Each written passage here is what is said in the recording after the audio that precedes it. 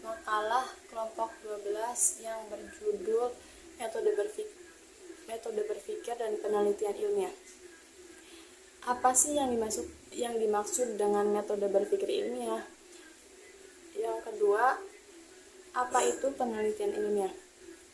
Saya akan menjelaskan bahwa metode berpikir ilmiah adalah secara etimologis metode berasal dari bahasa Yunani yaitu meta, yang artinya sesuatu atau dibalik sesuatu, dan hodos yang artinya adalah jalan yang harus ditempuh.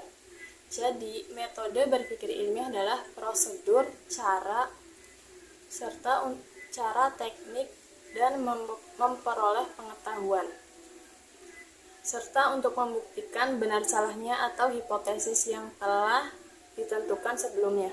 Metode berpikir ilmiah ini adalah sebuah prosedur yang digunakan para ilmuwan dalam pencarian kebenaran baru. Nilai guna metode berpikir ilmiah. Ada 4 cara manusia memperoleh pengetahuan. Yang pertama adalah berpegang pada sesuatu yang ada. Yang kedua, merujuk pada pendapat ahli. Yang ketiga adalah berpegang pada intuisi. Dan yang keempat adalah menggunakan metode ilmiah. Yang selanjutnya, penelitian ilmiah. Apa itu penelitian ilmiah?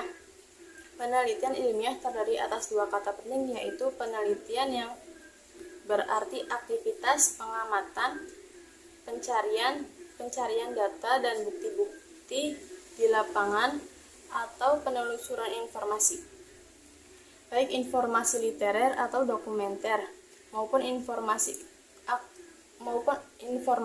kasuistik. Ilmiah adalah berdasarkan teori atau berpatokan pada kaidah-kaidah keilmuan dengan menguji validitas data yang telah ditemukan dan yang sedang diamati. Jika hasil penelitian menunjukkan konsistensi antara teori dan kenyataan, penemuan hasil penelitian tersebut dinyatakan ilmiah. Proses yang merupakan tahapan penelitian adalah ada 7. Yang pertama adalah identifikasi masalah, yang kedua perumusan masalah, yang ketiga penelusuran masalah, yang keempat rancangan penelitian, yang kelima pengumpulan data, yang keenam pengolahan data, dan yang terakhir adalah penyimpulan hasil penelitian.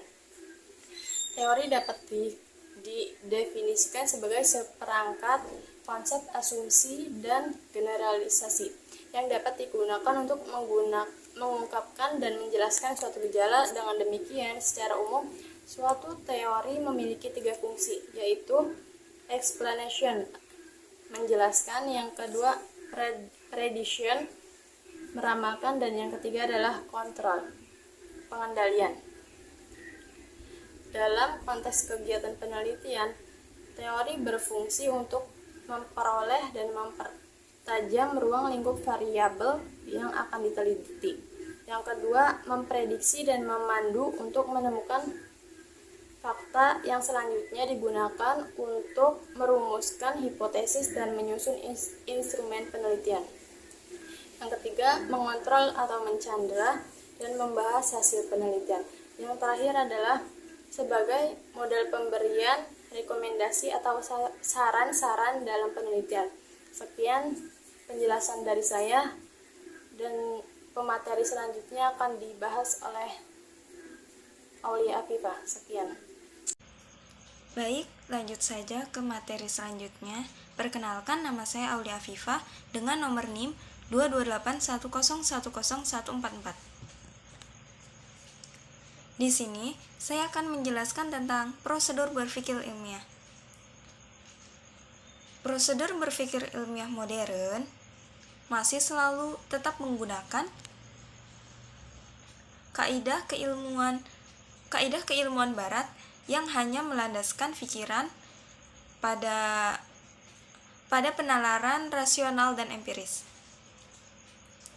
Yang pertama di sini yaitu ada mengenal adanya suatu situasi yang tidak menentu, situasi yang bertantangan atau kabur yang menghasilkan penyelidikan. Yang kedua yaitu menyatakan masalah-masalah dalam istilah spesifik. Yang ketiga, merumuskan suatu hipotesis. Yang keempat yaitu merancang suatu metode penyelidikan yang terkendali dengan jalan pengamatan atau percobaan. Dan yang kelima yaitu mengumpulkan data, mencatat data kasar agar mempunyai suatu pernyataan yang mempunyai makna dan kepentingan. Yang keenam, melakukan penegasan yang dapat dipertanggungjawabkan. Dan yang ketujuh yaitu melakukan penegasan terhadap apa yang disebut dengan metode ilmiah. Di sini sikap dan aktivitas ilmiah. Sikap ilmiah yaitu diantaranya ada yang pertama, ingin tahu. Pasti ada seseorang itu ada ingin rasa tahu. Yang kedua yaitu spekulatif dan objektivitif. Yang ketiga yaitu keterbukaan. Yang keempat, ketersediaan untuk menunda penilaian. Dan yang kelima, yang terakhir yaitu tentatif. Aktivitas ilmiah merupakan sebuah pekerjaan yang terus-menerus melakukan research ilmiah untuk mencapai kebenaran. Para ilmuwan juga sering melakukan aktivitas ilmiah ini secara terus-menerus untuk mencapai pada apa yang disebutnya benar. Di sini juga menurut Walter R. Borg and Meredith Degel menyebutkan ada 6 langkah yang ditempuh seorang peneliti dalam melakukan penelitiannya. Yang pertama yaitu menyusun sesuatu yang disebut masalah dan menyusun hipotesis atau dugaan sementara. Yang kedua, melakukan perumusan masalah atau mendefinisikan masalah ke dalam bentuk yang operasional. Yang ketiga, menetapkan teknik dan menyusun instrumen penelitian. Yang keempat, mengumpulkan data yang diperlukan. Lalu yang kelima, melakukan analisis terhadap data yang terkumpul. Dan yang terakhir yaitu yang keenam, menggambarkan kesimpulan yang berhasil dipecahkan.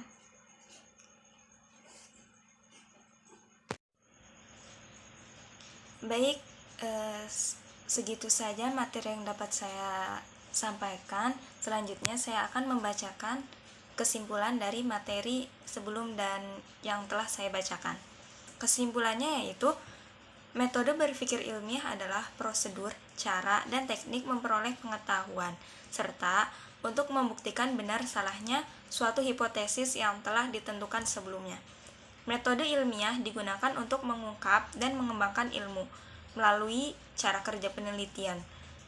Penelitian ilmiah dengan menggunakan metode ilmiah memegang peranan penting dalam membantu manusia untuk memecahkan setiap masalah yang dihadapinya. Prosedur ilmiah mencakup 7 langkah, yaitu yang pertama, mengenal adanya suatu situasi yang tidak menentu, situasi yang bertentangan atau kabur yang menghasilkan penyelidikan. Yang kedua yaitu menyatakan masalah-masalah dalam istilah spesifik. Yang ketiga, merumuskan suatu hipotesis. Yang keempat, merancang suatu metode penelitian yang terkendali dengan jalan pengamatan atau percobaan, mengumpulkan dan mencatat data kasar, agar mempunyai suatu pernyataan yang mempunyai makna dan kepentingan. Selanjutnya yaitu melakukan penegasan yang dapat dipertanggungjawabkan. Selanjutnya, melakukan penegasan terhadap apa yang disebut dengan metode ilmiah. Aktivitas ilmiah merupakan sebuah pekerjaan yang terus-menerus melakukan research ilmiah untuk mencapai kebenaran. Cukup sekian saja yang dapat kami sampaikan. Mohon maaf bila banyak kekurangan. Billahi taufiq wal hidayah. Wassalamualaikum warahmatullahi wabarakatuh.